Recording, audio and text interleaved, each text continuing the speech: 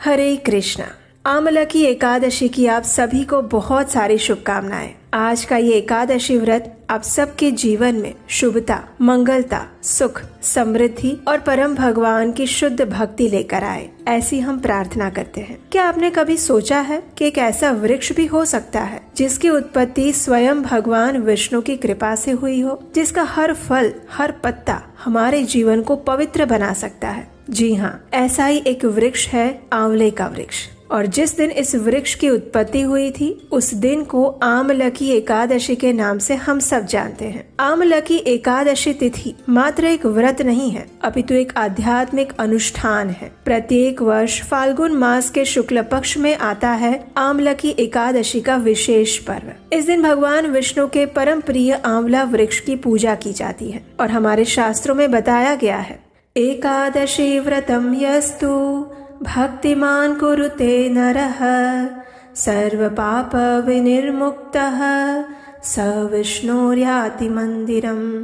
अर्थात जो व्यक्ति भक्ति भाव से इस व्रत का पालन करता है वो समस्त पापों से मुक्त होकर श्री विष्णु के धाम को प्राप्त करता है। तो चलिए इस आमलकी एकादशी के परम पवित्र दिन पर हम इससे जुड़ी हुई पौराणिक कथा का श्रवण करते हैं और स्वयं को इस व्रत के पालन द्वारा शुद्ध बनाने का प्रयास करते हैं। तो चलिए अब हम श्रवण करते हैं इस अत्यंत विशेष आमलकी एकादशी व्रत की पौराणिक कथा का। और उसके लिए अब हम सीधे चलते हैं ब्रह्मांड पुराण के उन पन्नों में जहाँ युधिष्ठिर महाराज और भगवान श्री कृष्ण के बीच हुए संवाद का वर्णन किया गया है। उसके साथ ही काल यंत्र की सवारी करते हुए अब हम उतरते हैं युधिष्ठिर महाराज के भवन में। युधिष्ठिर महाराज ने भगवान श्री कृष्ण से पूछा, हे श्री कृष्ण, फाल्गुन मास के शुक्ल पक्ष में कौन सी एकादशी आती है? उसका नाम क्या है और ये व्रत किस प्रकार करना चाहिए?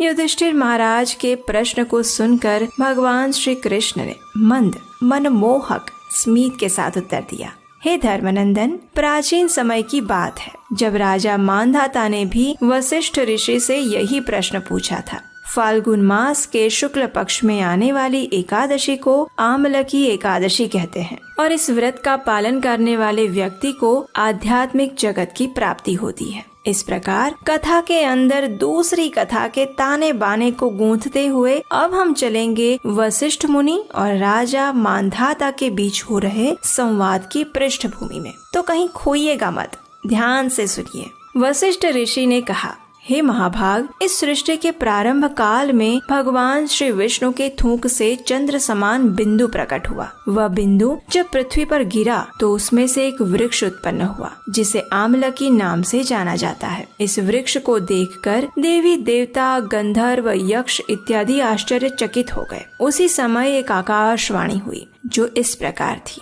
हे देवताओं, यह श्री विष्णु का अत्यंत प्रिय वृक्ष आमलकी है और आमलकी वृक्ष यानी आंवले का वृक्ष। इस प्रकार इस परम पवित्र वृक्ष की उत्पत्ति हुई। कथा का आगे वर्णन करते हुए वशिष्ठ मुनि ने कहा, एक समय की बात है जब वैदिशा नामक राज्य में चंद्रवंशी राजा पाशबिंदु राज्य करते हैं। उनका दूसरा नाम चित्ररथ भी था। राजा चित्ररथ धार्मिक और सत्य प्रिय राजा थे। उनके अंदर 10,000 हाथियों का बल था। वे अपार धन संपदा से युक्त थे और वैदिक ज्ञान की भी सभी शाखाओं में निपुण थे। इन सभी ऐश्वर्यों से युक्त होने पर भी राजा चित्ररथ अत्यंत विनम्र और धर्मपरायण थे। उनके राज्य में किसी भी प्रकार की व्याधि या असंतुष्टि नहीं थी। राजा और प्रजा दोनों ही वैदिक जीवन का पालन करने वाले और हर प्रकार से सुखी थे। राजा स्वयं भगवान शिव की विशेष सेवा पूजा करते थे और मास की दोनों एकादशी का निष्ठा पूर्वक पालन करते थे।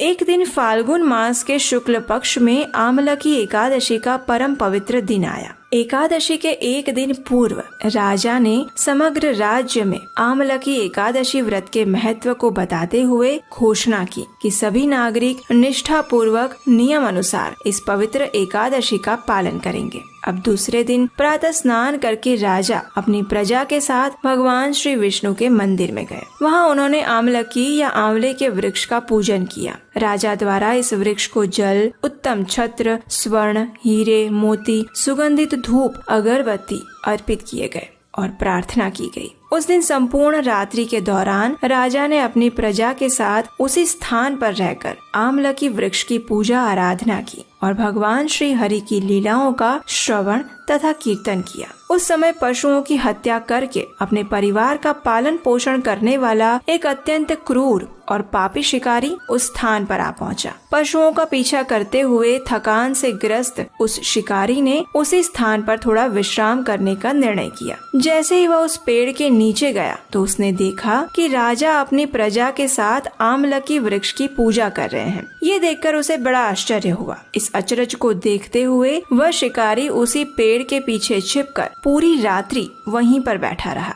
और राजा द्वारा की जाने वाली पूजा को देखता रहा और भगवान श्री कृष्ण की कथा का श्रवण करता रहा। दूसरे दिन प्रातः राजा ने एकादशी व्रत का पारण किया और अपनी प्रजा के साथ वापस अपने नगर में चले गए। अब इस ओर ये शिकारी भी अपने घर वापस चला गया। कुछ समय बाद शिकारी की मृत्यु हो गई। लेकिन यहाँ आश्चर्य की बात ये है कि इतने पशुओं की हत्या करने के बाद भी शिकारी को नरक में ले जाने के बजाय उसे एक उच्च कोटि प्राप्त हुई। अपने दूसरे जन्म में यह शिकारी जयंती नामक नगरी के राजा विदुरथ का पुत्र वसुरथ बना। यह उपलब्धि इस शिकारी को केवल इसलिए मिली क्योंकि उसने अनजाने में ही आमलकी एकादशी के दिन रात्रि को जागरण किया था और हरि कथा का श्रवण किया था। अब इस जन्म में राजा वसुरथ अत्यंत शक्तिशाली, सूर्य के समान तेजस्वी, चंद्र की भांति सौम्य और भगवान श्री विष्णु के परम भक्त बने। वे अपने राज्यों के मामलों में अत्यंत निपुण थे और अपनी प्रजा को भी अपने संतान की तरह प्रेम करते थे। अब एक बार क्या हुआ कि किसी दिन राजा का रथ वन में भटक गया। आसपास पूरा जंगल था, बाहर निकलने का रास्ता मिल नहीं रहा था